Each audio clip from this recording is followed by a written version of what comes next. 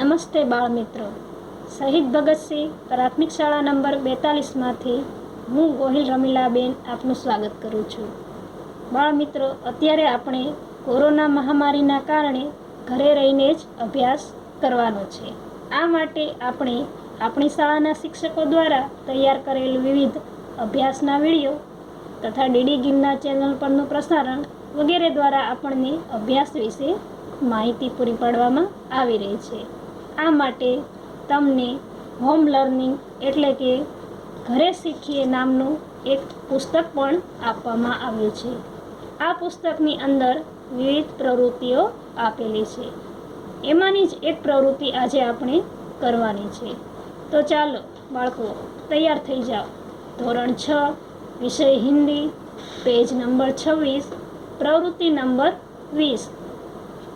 બાળકો, તમને વાર્તા સાંભળવી અને લખવી ગમે ને? તો આજે આપણે એક હિન્દી કહાની બનાવવાની છે. આ માટે પેજ નંબર 26 પર આપણને વિવિધ મુદ્દા આપેલા છે. આ મુદ્દા ઉપરથી આપણે કહાની બનાવીશું. एक राजा था. एक दिन राजा के पास एक बूढ़ी औरत अपने पोते के साथ आई, लेकिन सिपाही ने उसे रोक दिया. बूढ़ी औरत ने दोपहर तक राजा को मिलने के लिए इंतजार किया. फिर राजा के पास जाकर बुढ़िया ने बताया कि उनका बेटा राजा के दरबार में काम करता था और वह युद्ध में मारा गया. अब ये छोटा बच्चा उसी का ही लड़का है. इस बच्चे का नाम रामू है और वह 10 साल का है. राजा ने कहा कि हम तुम्हें मुफ्त में राशन देंगे, परंतु बुढ़िया ने मुफ्त में राशन लेने से मना कर दिया. राजा ने कहा, यह बच्चा छोटा है, इसलिए हम उसे काम नहीं दे सकते. इसकी उम्र तो पढ़ने की उम्र है. बुढ़िया ने बहुत विनती की. तब जाकर राजा ने कहा कि ठीक है, हमारे यहाँ रहकर पढ़ेगा. अब एक दिन की बात है. सेनापति ने राजा को आकर एक बात बताई. इस बात को सुनकर राजा चिंता में डूब गए. रामू वहीं पढ़ रहा था. उसने राजा से पूछा कि मैं कुछ मदद कर सकता हूँ. तभी सेनापति को याद आया कि इस काम को करने के लिए छोटे बच्चे की ही ज़रूरत है. सेनापति ने बच्चे को पूछा, तुम अंधेरे से डरोगे? बच्चे ने कहा, मैं अंधेरे से बिल्कुल नहीं डरूंगा. फिर रात में सेनापति और रामू जंगल में गए. जंगल में एक पेड़ था. उस पेड़ के बीच छोटी सी जगह थी. वहाँ सिर्फ छोटा बच्चा ही बैठ सकता था. रामू वहाँ बैठ गया और सेनापति वापस चला गया.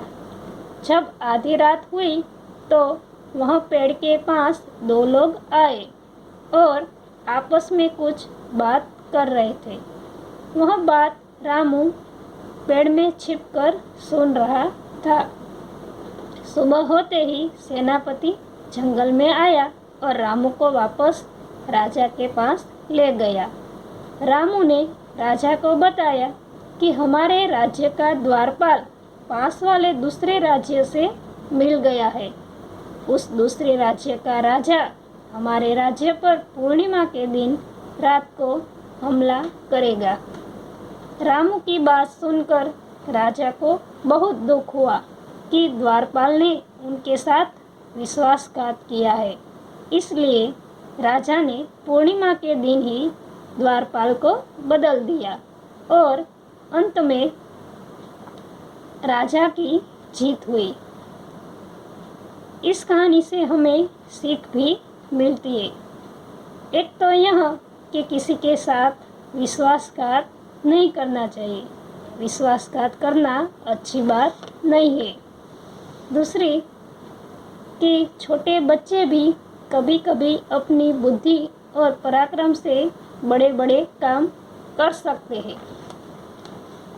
तो बाल मित्रों, તમને આ વાર્તા સાંભળવાની મજા આવી ને? તો તમારે હવે તમારા શબ્દોમાં અહીં પેજ નંબર 26 પર આપેલ જગ્યામાં તમારા શબ્દોમાં કહાની લખવાની. ત્યારબાદ પેજ નંબર 27 પરના પ્રશ્નના જવાબ પણ લખવાના છે. તો હવે આપણે ફરી મળીશું. Thank you.